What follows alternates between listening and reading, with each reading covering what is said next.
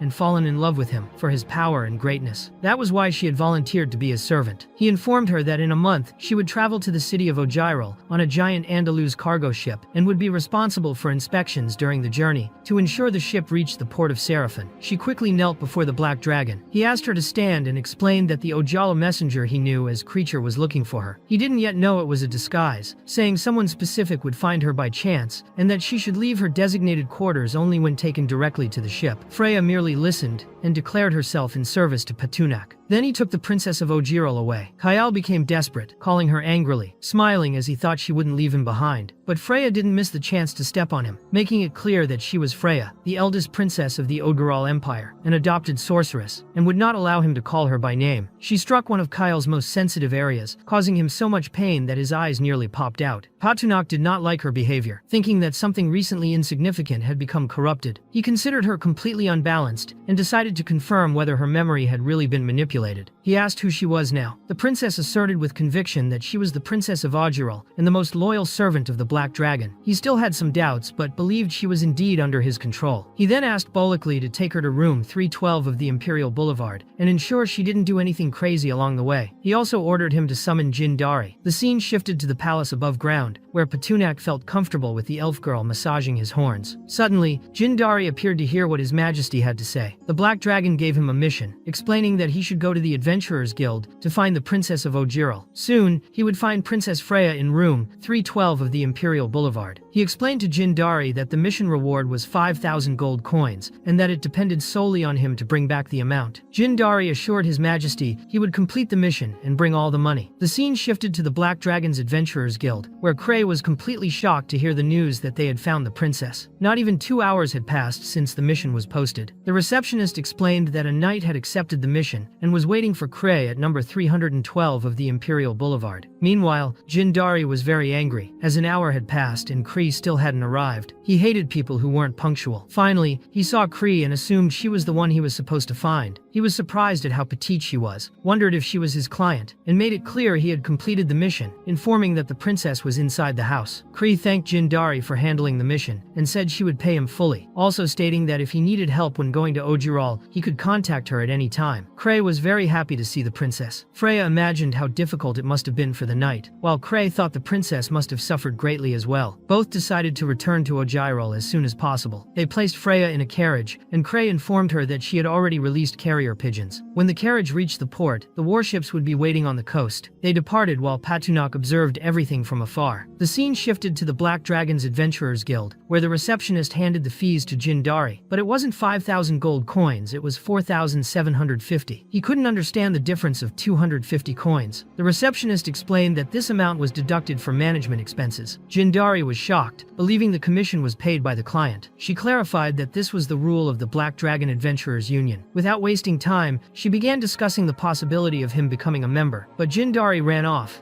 as he was busy. The scene shifted to a man named Pikes, who apologized for not being able to undergo a medical exam and invited the receptionist to his house for it. She spat in his face, saying he wouldn't perform check-ins on her. Pikes was outraged, saying it wasn't just about money. He couldn't handle that girl, who was undercover in the Adventurers Association, nor the fat sheep who had left the association. The scene shifted to Jin Dari looking at the map in the system. Someone was coming after him, and he suspected it was about the money he still had. He couldn't slack off and lose what he had gained. Pikes thought Jin Dari was reckless, as he had no confinement or surveillance, making him an easy target. When Pikes tried to take the next step, he realized Jin Dari had disappeared. He was then surprised by a stealth attack. He managed to block it, but Jin Dari kicked him, saying he wasn't an easy target. Jin Dari assumed Pikes was a wealthy criminal, and demanded he hand over everything he had, otherwise he would force him. Pikes quickly confirmed he was a thief, and that his life goal was to get money. When he had it, he enjoyed it. When he didn't, he stole. At the moment, he was stealing because he was completely broke. Jin Dari was furious that Pikes had no money, and stabbed him in the leg, making him bleed heavily. He began dragging him, believing he could gain a reward from the mustached man's head. The scene then shifted to the palace garden.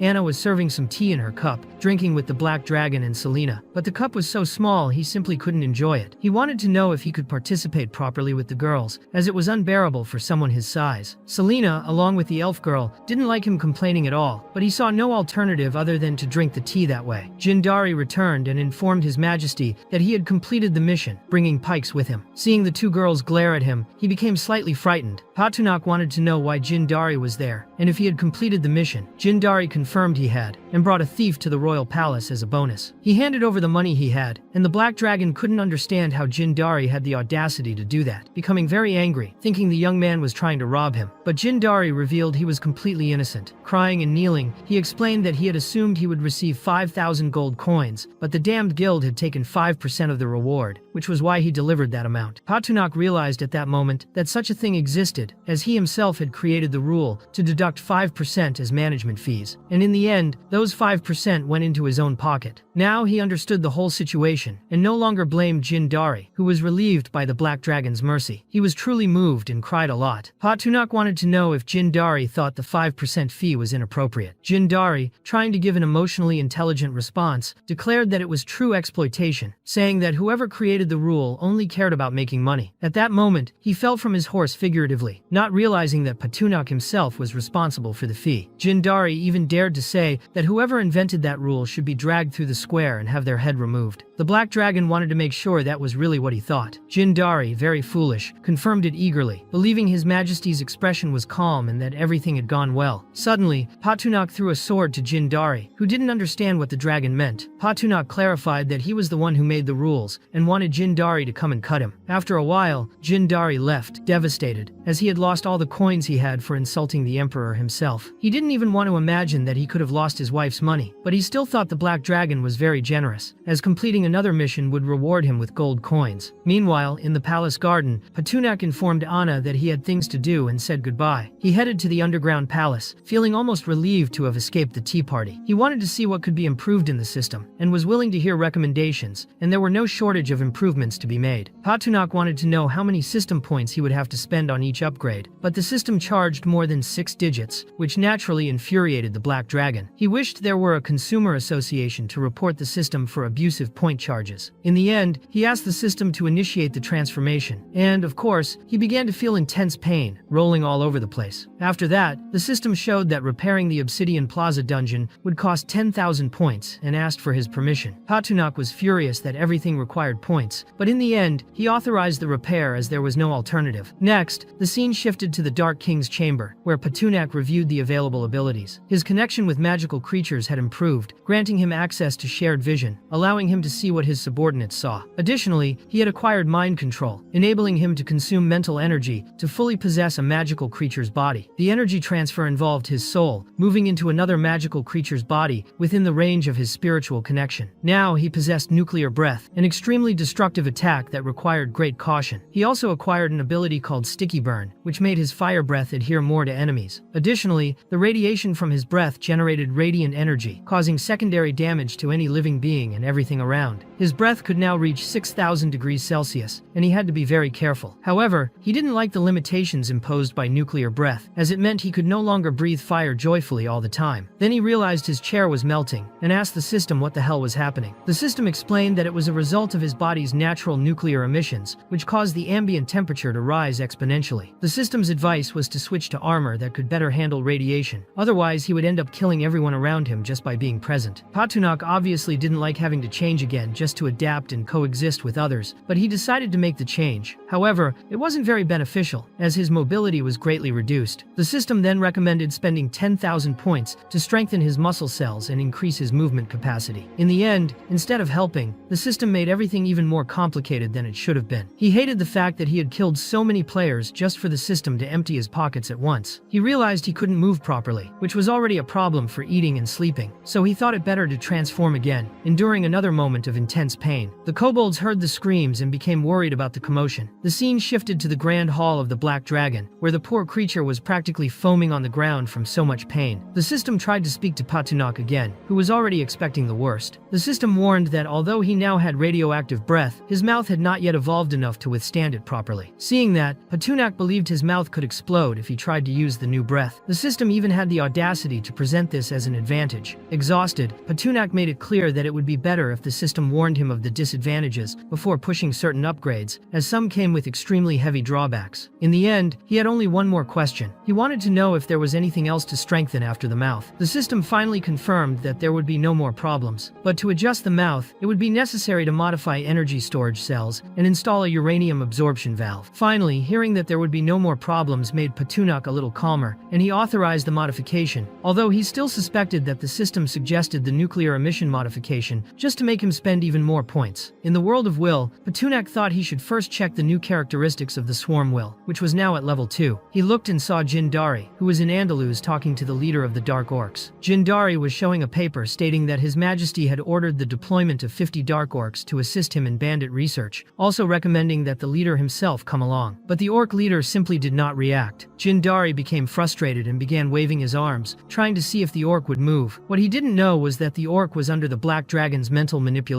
Patunak, controlling the Dark Orc leader's body, slapped him, sending Jindari flying. Patunak himself was impressed by the orc leader's strength. Jindari, crying, said that if the leader didn't like it, he could have just said so. There was no need to hit him, and now he wanted to know if there was any law or justice he could appeal to. Patunak, seeing that the player's pain tolerance was only 10%, knew he could beat him while he pretended to suffer. Even realizing Jindari was exaggerating, he made the orc leader agree to follow Jindari to complete the mission. He approached the young man and tried to step on him, but Jindari, not stupid, quickly dodged, apologizing and promising not to fake it again. Patunak, still in the orc's body, took the paper from his hand, while Jindari explained that His Majesty had appointed him responsible for the mission. The orc leader asked if the human had a problem with that, but Jindari didn't dare to oppose him. Even so, he was furious, and, when returning from the mission, planned to complain to the Emperor about the orc. The leader ordered Jindari to take the pots and pans, as he would be responsible for the group's food. The young man didn't like being the cook at all, and again, the orc asked if there was a problem with that, pointing the axe at him. Jindari once more stepped back, realizing that maintaining a good relationship with the much stronger creature was essential. They departed, with Jindari carrying a backpack full of kitchen utensils, irritated, thinking the Dark Orc leader was arrogant and would try to sabotage him at the end of the mission. The scene shifted outside the city, where several orcs marched behind the leader. Patunak, still controlling the leader's body, couldn't help but notice how extremely flexible the body was. He even tested a few axe swings, and Jindari, seeing this, thought the orc had suddenly gone insane. He also noticed that it seemed like the behavior of a traveler who had just gained their own body. Patunak confirmed that the orc's body had impressive muscle strength, but wanted to know how long they would keep walking. Jindari, a bit awkward, explained they were going to the city of White Bones, which would take 3 days on foot. This surprised Patunak, who decided to use the dragon language in that body, finding it remarkable. Although he could pronounce the words, he noticed that the vocal cords of that species were different, and the tones of the language came out distorted. Still, he insisted on speaking in the dragon tongue. Suddenly, the ground began to shake. Jindari was terrified, and immediately after, giant spiders appeared. The orc leader instructed everyone to mount. Jindari trembled with fear just watching. Patunak,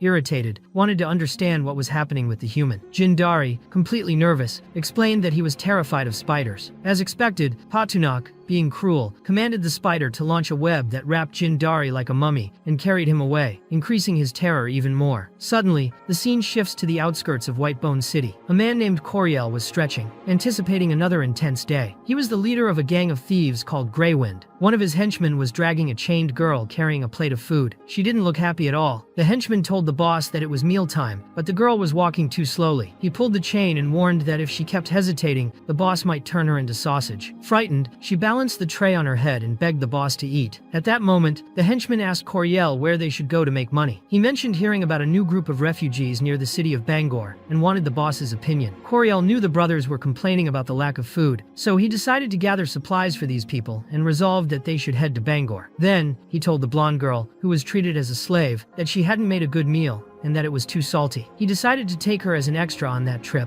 implying she might become food. The girl was extremely shocked and desperate, begging Coriel not to kill her. He kicked her to the ground while she pleaded not to be turned into food. Coriel ordered his henchmen to inform the men that there would be extra food today. The scene shifts to the middle of the town square, where Coriel encouraged his companions to grab their weapons in search of food. Everyone revered him as their leader. Coriel had strong faith that, sooner or later, his men would have the best weapons and armor. He told the group they would head to the city, and that the nobles would start barking. He reminded his subordinate to block the women. Then, they set out directly for Bangor, promising that anyone who reached him would be rewarded with a young woman. The scene shifts to the thieves' pigsty, where one of the thieves held a bucket of trash. Some girls were in the pen, chained. The man wasn't happy, because if it weren't for them, he would have been collecting food at that moment. Instead, he was there feeding them, considering them nothing but trash. As he put the filth in their bowls, one of the girls, still a child, desperately tried to grab some, and he slapped her hand, confused by her urgency. The woman who had cooked for Coriel earlier was worried, and didn't want her daughter to be scared like that. The thug thought it was better for them to be honest before they got what they deserved. The little girl became very sad, asking her mother for food. The mother, distressed and unsure what to do, quickly gave her portion so her daughter could eat. She placed the girl on the ground and picked up her own bowl, only to be startled by the orc leader arriving with his giant spider. She began screaming, warning that it was a demon, but Patunak, who was controlling the orc leader, waved and smiled at the girl, who thought it was a demonic attack. Visibly desperate, she begged the demons to eat her but leave her daughter alone. Patunak assured the woman that they didn't eat people, but it didn't calm her. She wanted to know what they did, trembling and pleading for them to leave her daughter alone. She promised to do whatever the orc leader wanted if he complied with her request, even willing to go with him if necessary. Patunak observed the situation, confused. He told her to stay calm and took the axe. The girl thought the giant orc would attack, quickly closing her eyes and praying he wouldn't harm her daughter. But he used the axe to break the chains binding her. She was stunned, alive, and free of the chains. The orc leader explained that he was the commander of the Dark Orc army of the Black Dragon Empire. The Black Dragon Emperor had ordered him to investigate the situation of the strangers and the bandits. The girl didn't understand. He explained that the Andalus Empire no longer existed and was now ruled by the Black Dragon Emperor. He could explain more later, but he was there to investigate the bandits. The girl was still tearful and scared. Patunak realized that the orc's appearance and voice were terrifying enough that humans couldn't communicate easily. He called Jin Dari, who was still wrapped in webbing like a mummy. He quickly freed him with the axe and asked Jin Dari to explain the Black Dragon Empire's mission to the humans. Jin Dari told the blonde woman that he was a special commissioner of the Black Dragon Empire and that the orcs were soldiers of the empire. He also clarified that they were good people and wouldn't harm anyone. They only wanted to eliminate the Greywind bandits. The woman explained that all the girls had been captured by the Greywind bandits. They were from the outskirts and had been displaced. After being captured, they were imprisoned to serve the bandits. Each passing day, they grew hungrier. If they misbehaved, the bandits would behead them and roast their meat. Jin Dari was shocked to learn such atrocities were committed. The orc leader instructed Jin Dari to find out from the girl where the gang was, why they were there, and what they did to survive. The girl explained that the Greywind thieves were collecting food for the week. Jin Dari didn't fully understand whether collecting food was a new expression or if they had farmland. The woman clarified that they didn't have farmland. Collecting food meant stealing from the displaced. The strong were forced to provide labor, and the weak became food. The leader imprisoned the weak, like animals, and dragged them out when it was time to eat. The girl revealed the harsh truth, on the verge of collapse. Jin Dari realized the gang was worse than wild beasts. The orc leader wanted to understand how they became refugees, and the girl struggled to explain. She had heard of a war at the first fortress and undead uprisings. Many people were now afraid to live in the outskirts. City lords said the war had destroyed properties and populations, and the surrounding people suffered major losses. Ultimately, the people were expelled for failing to pay taxes. Trembling, the woman explained that the fields were embargoed, and the lords charged triple for grain. No one could pay, making life unbearable. Soldiers entered homes and took everything they could. Her husband tried to negotiate with the guards but was quickly killed. Her son was beaten to death. In the end, only she and her daughter remained, forced out of the city. She worried about her daughter starving and cried, expressing her pain to Jin Dari and the orc leader. Jin Dari was horrified and asked the orc leader to punish the bandits and city lords, warning that if forgiven, others would follow their example. Patunak thought they should, but a strategy was needed. First, they would rescue the suffering women, then pursue the Greywind gang. He ordered Jin Dari to perform his role. Jin Dari, unsure, wondered if the orc leader wanted him to infiltrate corrupt cities and open the doors to eliminate the corrupt. He declared he was ready to do the job. Patunak,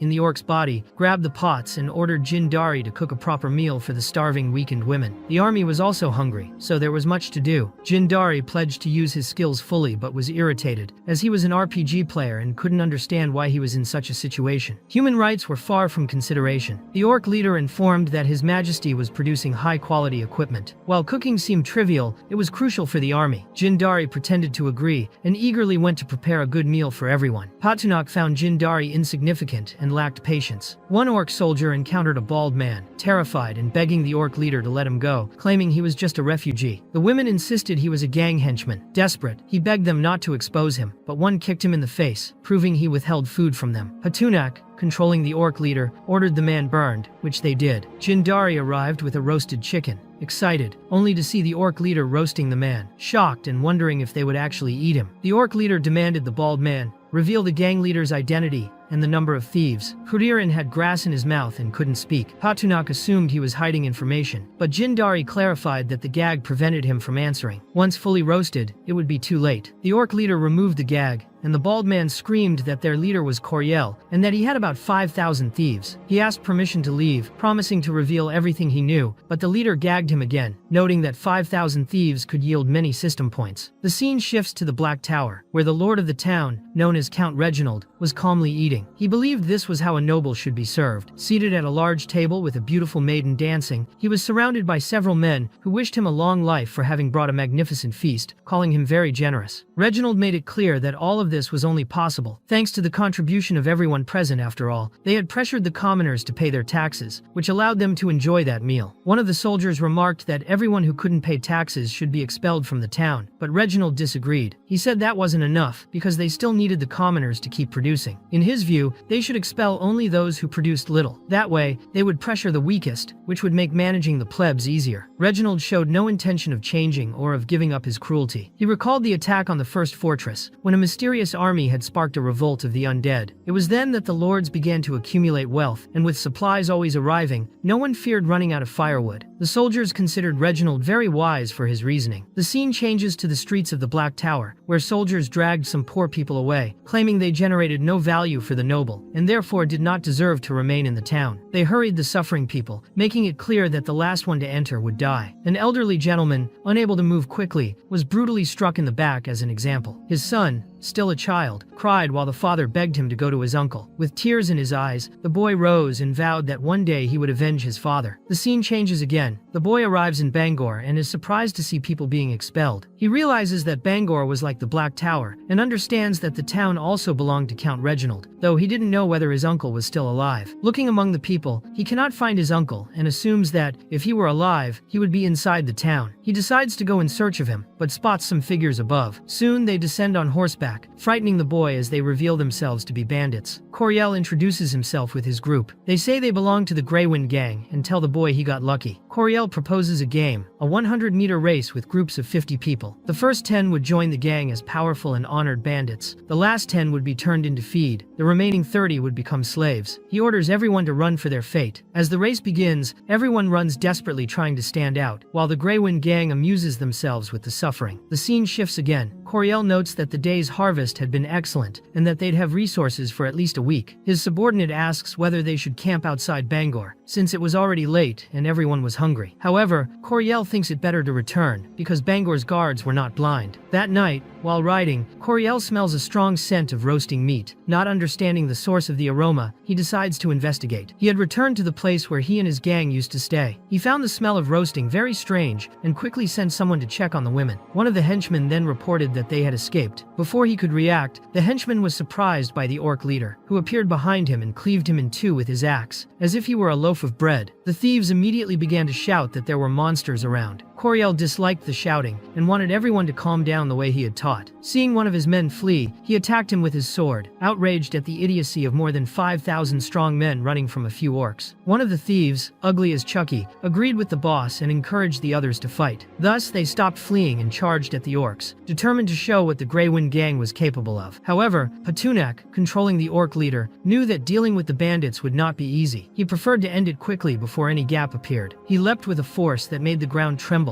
and cut down several thieves with ease, demonstrating the orcs' power. He then tried to strike Coriel, who managed to defend himself with a shield, but Patunak was brutal and ripped the head off his horse, causing Coriel to fall, stunned. The gang leader ordered his men to stop the orc, but Patunak couldn't understand how those guys could do anything against him. They looked more like a swarm of cockroaches. After toppling several at once, he wanted to confirm whether Coriel was really the one causing trouble at the Empire's gates. The system confirmed the gang leader's identity, while Coriel warned the orc not to come any closer. Without hesitation, the orc leader announced that Coriel's time had come and split him in two, as if he were salami. The stunned henchmen watched their boss's body fall to the ground. Patunak then searched the bandits' clothes for anything of value but found nothing, and wondered if Coriel was really that poor, especially considering there was only one cart with newly captured refugees. Curious, Patunak approached and saw that a boy's hand was glowing. He wanted to know if the boy knew how to shoot. Seeing the boy's fear, the orc leader said there was no reason for hostility. He introduced himself, explaining that his mission was to eliminate the Greywind bandits, and that he was there as a liberator. The strange part was the boy suddenly changing the tone of his skin. Patunak told Jindari that it was time to return to his role, which in that case was to cook. Jindari, seeing that there were hundreds of people there, thought feeding everyone would be a huge expense and doubted whether it was worth spending so many points. The orc leader noticed his concern and explained that the Black Dragon Emperor cared deeply about people and would not want to hear that someone had died of hunger. Clever as he was, Patunok, still controlling the orc leader, improvised when he heard that the Emperor would reward those who performed well in the mission with elevated status. This excited Jindari, who saw everything like a true RPG. He wanted to be promoted by His Majesty, but the leader warned that that would depend on his performance. Jindari thought it over. He would have to spend points, but he saw the opportunity as perhaps the only and potentially rewarding one. Then Jindari explained to the orc leader that he had dreamed of being a hunter since childhood and was now fighting for his dream. The orc leader sent good vibes so that he might achieve it. It was then revealed that Jindari had actually deceived the orcs before, but now things seemed inevitable. He hadn't cooked anything previously. What he had done was buy food with his own system points, which explained the nice chicken he had brought for everyone to eat. He bought a large amount of food and didn't know how he would carry it all alone, besides fearing he would arouse suspicion if he showed that he was the one who had prepared everything. So he preferred to go back to the orc leader and tell him he had found an abandoned bakery outside the town, where all kinds of edible goods were still available. Patunok didn't know whether to believe this story, but he decided to play along and suggested it might be a gift from the god of abundance, who had taken pity on the homeless and sent delicious food for them. He then ordered Jindari to show the soldiers where the food was, because they would take it to the needy people. Patunok, unsuspecting, simply followed the plan. The scene shifts to night, with everyone sitting around the campfire. The orc leader wanted to ask the blonde boy a question about his skills. The boy explained he was an archer, specialized in stealth and tracking, and that his father had been an experienced hunter, but had died. The orc leader lamented hearing that, but said the boy's skills would be very useful. He asked the boy to help him open the Lord's city gates, because he would lead the army to attack the place. The boy then understood the orc leader's true intent, and thought he had come only to destroy everything, like a villain. But Patunok remained calm and explained that he had been sent by His Majesty's army to attack a town whose lord charged unsustainable taxes and destroyed families. He was there to bring divine punishment. Patunok showed a card from the Emperor that confirmed his authority, proving his mission was legitimate. The boy believed his identity and trusted that he really wanted to punish the sinful lords. Thus, he agreed to help open the gates. The orc leader asked whether the boy believed him because he had seen the symbol, but the boy replied that he trusted him because if he had really wanted to kill everyone, he would already have done so instead of giving them a delicious meal. The young archer also thought that even if the orc leader was pretending, he seemed to be acting for a good reason. Patunok, controlling the leader, was surprised by the boy's wisdom and held his hand, receiving a humble thank you. The scene shifts back to the Black Tower. Patunok and the rest of the group had arrived. Disguised as an orc, he told Jindari that the place was well fortified and that, if they wanted to avoid losses, they would have to enter through the gate, because a direct attack would be suicide. He asked for ideas on how to infiltrate the place. Jindari had no idea what to suggest and thought they might dig a tunnel. The boy, now with black hair again, probably a mistake, by whoever drew that part, watched the orc leader's reaction, who became furious at the absurd idea. The young archer then suggested that, since the Black Tower was closed every day, the best way to enter would be disguised as merchants, which would allow access to the city without arousing suspicion. Jindari thought they might have some goods to sell to the Lord of the Black Tower, like roasted spider legs, but a group of black orcs with him would be truly suspicious. The orc leader said the key to entering the tower was knowing what the Lord wanted. Since the boy lived in the Black Tower, the leader believed he might know what pleased the man. Angrily, the boy explained that the tower's lord loved money. He adored money and trampled on people in a cowardly way out of greed. This frustrated the orc leader, as they had no money, but he still hoped the lord had other interests. The boy then revealed that the lord was also interested in women, and often searched the city for beautiful girls to serve in the castle. However, he knew many of them ended up being used cruelly by him and the nobles. Knowing this deeply disturbed Jindari. He thought that man was an animal acting like a beast, and the thought of many beautiful girls dying that way was abhorrent. He began to hate the nobles and wanted to see them all fall. Hearing this, the orc leader realized that the only way to enter the city would be by pretending to be a slave trader offering a beautiful woman to the Black Tower's lord. Pretending to be a merchant was easy. The problem was finding a suitable woman to help with the ruse. They found some women who had been enslaved, but they were too thin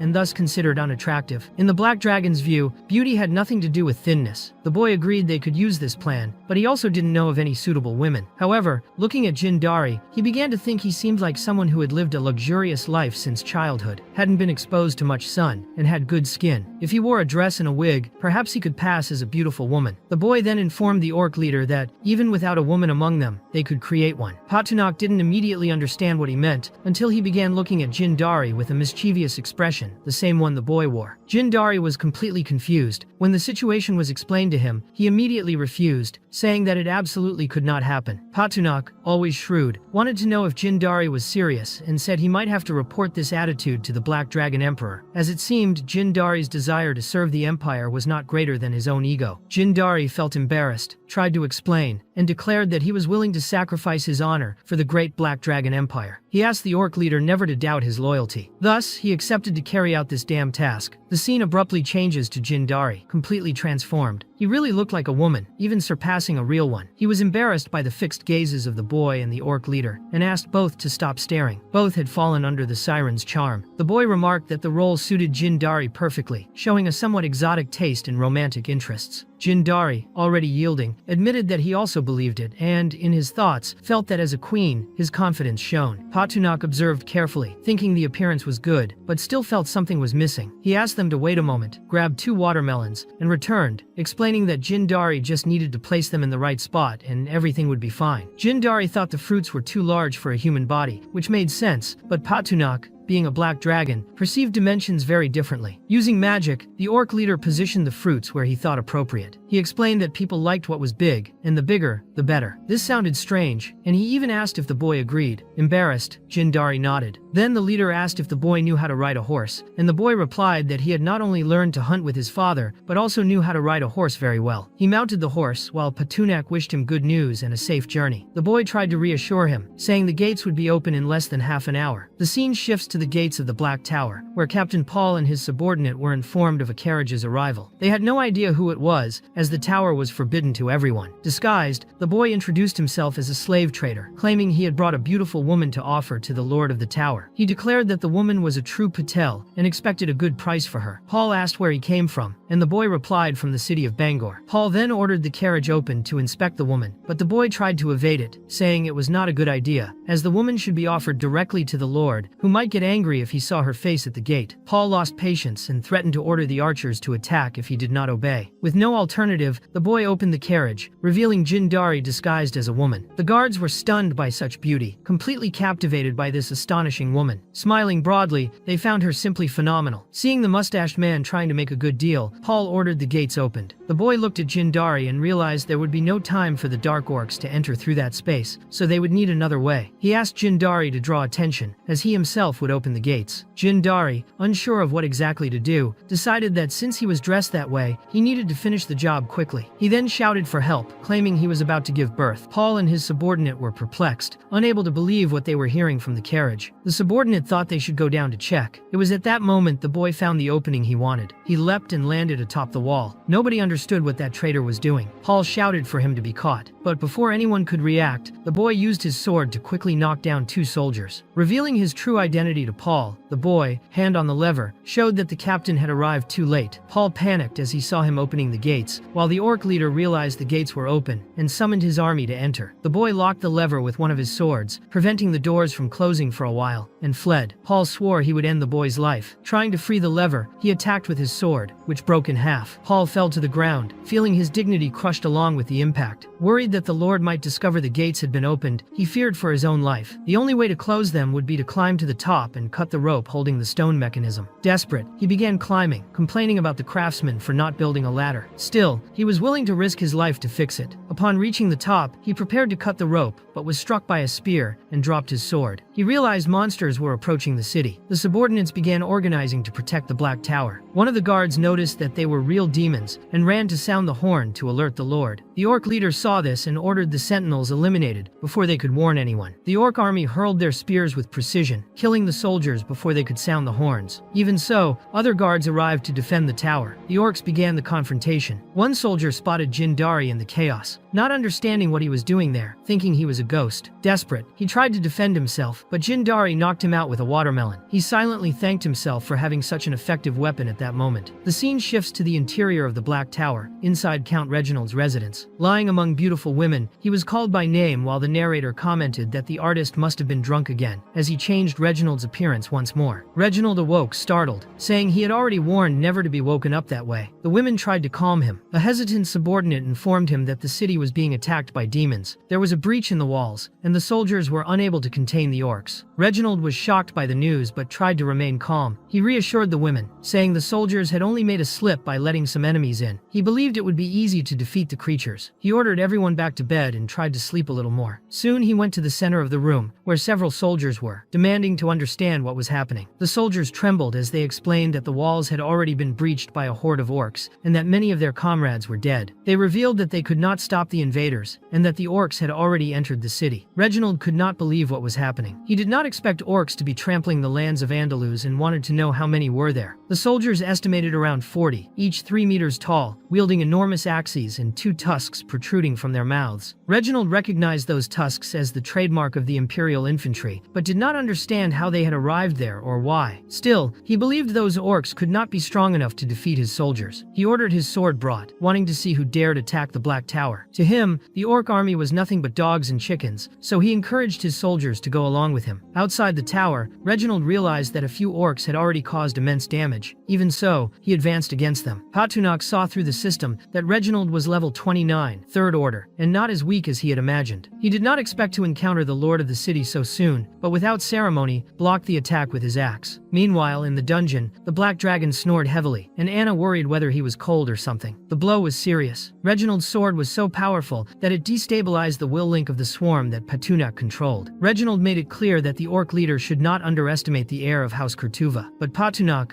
unmoved, slapped him across the face and declared that he was unworthy. The soldiers, seeing their count practically dead, were terrified. The orc leader ordered everyone to surrender their weapons. The scene shifts to the throne of the Black Tower, where Patunak was now seated. He presented himself as the leader of the Dark Orc army, sent by His Majesty to deal with the problems caused by rogues and bandits. It was rumored that taxes had been raised, leading to the expulsion of many people from the city. As a result, the bandits were committing atrocities against these civilians, and drastic measures were necessary. Now, the orc leader wanted to know who participated in the expulsion of the poor and the tax increases. He assured that those who admitted their guilt would have their bodies preserved. Even so, the soldiers were reluctant to speak. The orc leader stood and asked who Viscount Sams was. The soldiers revealed he was a short, portly man who, when exposed, practically started to cry. Wasting no time, the orc leader swung his axe right through him, turning him into mortadella. After that, he expected the others to behave. He began reading the notes the count used to take but found the handwriting terrible. He recommended that no one commit any more serious offenses and guaranteed that this way, everyone would have a chance to stay alive. Another Viscount, trembling greatly, admitted that he had not collected taxes but had participated in the expulsion of civilians from the Black Tower. He claimed that he only gave suggestions when Count Reginald was drawing up taxation plans, and many of them were implemented. The orc leader showed satisfaction at the confession but reminded that, by the rules, he should become a corpse. Everyone was outraged upon realizing that the leader had lied when promising to keep the bodies intact if the truth was revealed. Suddenly, the leader began to feel intense heat and grew worried, thinking something might be happening to his true body. The scene shifts to the dungeon of the Black Dragon, where Anna was using her fire stick near where Patunak was sleeping. She woke him up, saying she only didn't want him to catch a cold. Patunak felt a bit guilty for not taking better care of what he possessed, as everything he did synchronized with Anna, but he calmed down when he realized it was only a misunderstanding. There was no real danger, so he could leave the rest in Jin Dari's and the others' hands. However, the system alerted him to a fluctuation in the mental network of the swarm's consciousness. Patunak decided to check who was trying to communicate with him. It was the brass dragon, begging for help. He had entered the nest of the centipede beasts and thought he was about to die. The scene shifts to the Morrigan Desert, where Tulmarine was covered in centipedes. He reported that a small stock of gold was hidden beneath a giant cactus in the desert, and if he died, he wanted to leave this inheritance to the boss. Since there was a day's distance between Patunak's dungeon and the Morrigan Desert, the brass dragon already considered himself dead. Even at full speed, the boss would not reach in time. Patunak then used the spiritual realm. Tulmarine, seeing him, thought he was in front of his great-grandfather. Patunak made it clear that when everything was over, he must deliver the hidden gold. He then shared some of his power, and the brass dragon acknowledged receiving strength from his boss. Even so, the centipedes continued trying to kill him. Meanwhile, a player named Azim was doing a live broadcast, thanking his viewers for the gifts he had received. Suddenly, he saw several centipedes flying in the sky, with the brass dragon trampling them like cockroaches. He then launched an explosive attack against them. Azim noticed that the flames were completely different from before. The scarlet fire not only burned skin but also made the body dizzy and the stomach churn. Desperate, he began to run to escape the dragon. The system warned Azim that he was affected by nuclear radiation, which frightened him greatly. During the live stream, he told his viewers he felt something bad could happen if they stayed there too long. Trying to protect himself, he hid behind a rock. At that moment, he received a private message offering 10,000 points if he sent a screenshot of the map of his location. Azim's eyes lit up at the proposal, as the amount would help him a lot. He accepted the request, sent the map screenshot, and received the points. The scene shifts to a place called the Snowy Landscape, where a man questioned whether it was really worth spending 10,000 points for a map. Another man, who had made the transaction, said he needed the location to obtain more artillery projects. His partner was still doubtful, but the man insisted he was looking for radiation. Research had stalled, and if they wanted more powerful weapons, they needed nuclear material. This required reactors, and finding something radioactive was extremely rare. Now that they had located a source, they did not intend to waste it. The leader ordered the young men to prepare. They would maintain the siege and conquer that cold, snowy place to finally get warm. The scene shifts to the ice fields, where Pike, the Ice Wolf King, urged his subordinates. As winter was approaching and there was much to hunt, a tremor occurred, and he thought it was an avalanche. But in reality, a huge bear appeared, the Ice Bear King. The narrative moves to the Frost Cave, where the bear learned that a horde of monsters led by a black dragon had taken meteorite minerals. They gathered in a more secluded corner to discuss. A one-eyed wolf claimed to have seen everything and noted that the black dragon was enormous. Furthermore, it had easily dealt with the Weaver Queen, who seemed to have succumbed to his pressure. The army transporting the minerals was composed of the queen's own spiders. The Ice Bear King recalled that at 800 years old, he struck a young dragon in the chest and defeated it. Therefore, he judged the black dragon to be just another one, and that he could crush it with a single blow like a watermelon. Now, at 900 years, his strength had grown even more. With the head of a stuffed dragon on the table, the Ice Bear King remembered that the defeated dragon had granted him 100 more years of life. Perhaps this new dragon could also extend his life by another 100 years. It was a 7th rank creature, and in 100 years, it could reach the 8th rank. He hoped to surpass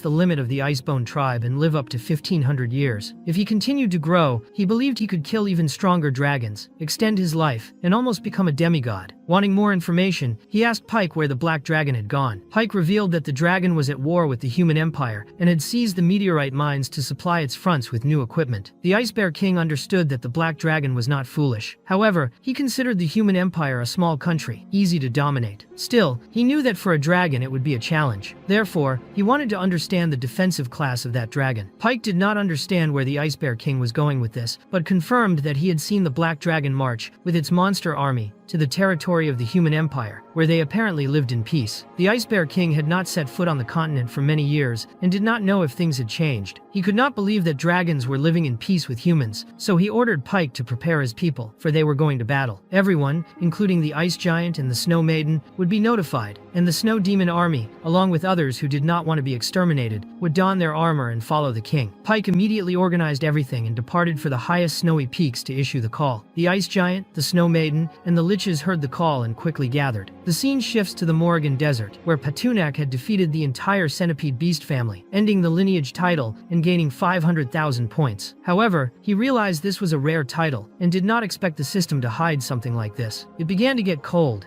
and he sneezed. Patunak noticed it was snowing, a sign that winter was approaching. The scene shifts to the underground palace, where the black dragon, sitting comfortably in his armchair, reflected on the arrival of winter and the need to stock food. He called Balakli to check the supplies, while Shivana was tasked with gathering magical creatures and procuring provisions. If the winter was harsh, food would be the first problem. Anna, sitting atop the dragon's head, asked how his body was. Patunak was startled, wondering what was wrong. Suddenly, he began to roar and felt a brutal hunger without understanding the reason. He soon realized he might be about to advance, perhaps as a consequence of defeating the centipede monsters. Anna was worried, but he tried to calm her, saying it was just hunger, the worst he had ever felt since birth, and that perhaps it was because he had finally become an adult. According to dragon inheritance, adulthood was an important milestone. An adult dragon could procreate, awaken magical resistance, increase magical power, and also enhance muscular strength and physical size. Anna then asked Shivana to prepare something for him to eat. While waiting silently in the armchair, a few kobolds arrived with an enormous boar. The black dragon wasted no time and devoured everything, leaving only the bones. He indicated that it wasn't enough and asked for more. Bolikli ordered the other kobolds to bring additional boars. Despite their fear, since the first one had been enormous, they obeyed. Patunak was so hungry that he became sad, and Anna tried to console him. Once again, he asked her not to worry. He said he was merely following the natural path of dragons, and that this was not something unique to him. He roared again, and seeing himself losing control, he commanded that the queen be protected. But Anna, even without knowing how long he would remain asleep, assured that she would take care of the empire. Quickly, Patunak fell asleep. The scene shifts to half a month later, still in the palace of Andalus. Subordinates arrived, bringing a message for Anna. However, the brass dragon also appeared urgently and wanted to speak first. A dispute arose among the subordinates over who would address the queen, leaving Anna impatient, wishing they would just stop arguing. After restoring order in the room, the queen asked Bolekli to speak first. The kobold explained that Princess Freya of Ojiril was ready and wanted to know when the plans would begin. Anna, glancing at Patunak, noted that there was no need to rush, as His Majesty had not yet awakened. If waiting any longer was impossible, she suggested temporarily sending a batch of silver minerals secretly, or sending the brass dragon in place of Patunak. Tolmarine did not like the idea and appeared visibly frightened. Hana informed the queen that several southern countries on the continent had recently been invaded by a mysterious force and wanted to know if precautions should be taken. Anna reflected for a moment and concluded that any suspicious human gatherings should be reported immediately to the capital. She also ordered that the borders be reinforced even further. A soldier soon arrived with a new problem. A blizzard was destroying the crops of many civilians. Regions such as the domain of the Gale and the domain of Mountain Bone had also been affected. In some areas,